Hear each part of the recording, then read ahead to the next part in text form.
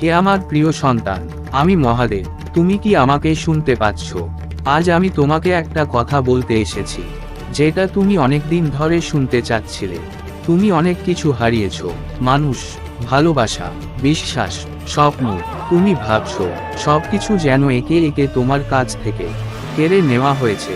তুমি নিজের মনেই বলেছো, আমি আর কিছু চাই না, আমি ক্লান্ত। আমি জানি, আমি তোমার প্রতিটা অনুভূতি বুঝি।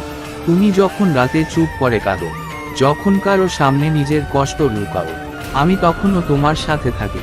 তুমি ভাবো তুমি একা লড়ছো, কিন্তু না, তুমি একা নও। তুমি যেগুলো হারিয়েছো, তুমি যেগুলোকে নিজের সবকিছু ভেবেছিলে, সেগুলো তোমার জন্য ছিল না। হ্যাঁ, এটা শুনতে কষ্টকর, কিন্তু এটাই সত্য। কারণ আমি কখনো তোমার কাছ থেকে এমন কিছু কেড়ে নিই না যেটা তোমার ভাগ্যে আছে। আমি শুধু সরিয়ে দিই যেগুলো তোমার পথ আটকাচ্ছে। তুমি যেটাকে হারানো ভাবছো, সেটাই তোমার মুক্তি। তুমি যেদিন এটা বুঝবে, সেদিন তোমার কষ্টটা হালকা হয়ে যাবে।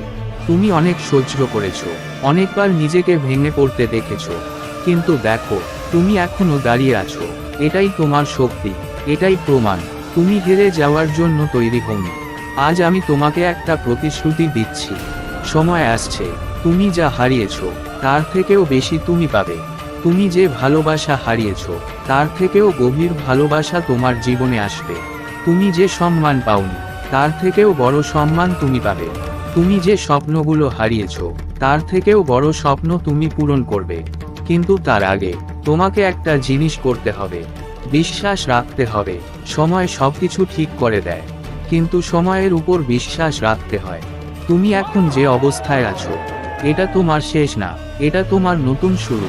তুমি এখন যেটাকে অন্ধকার ভাবছো, সেটাই তোমাকে আলোতে নিয়ে যাবে। তুমি কি জানো, সবচেয়ে শক্তিশালী মানুষরা সবচেয়ে বেশি কষ্ট পায়, কারণ তারা ভেঙে পড়ে না, তারা আবার উঠে দাঁড়ায়। আর তুমি তাদের মধ্যেই একজন। আজ আমি তোমাকে বলছি, হাল ছেড়ো না। তুমি খুব কাছে চলে এসেছো। যে জিনিসগুলো তুমি এতদিন ধরে চেয়েছিলে, সেগুলো তোমার দিকে আসছে।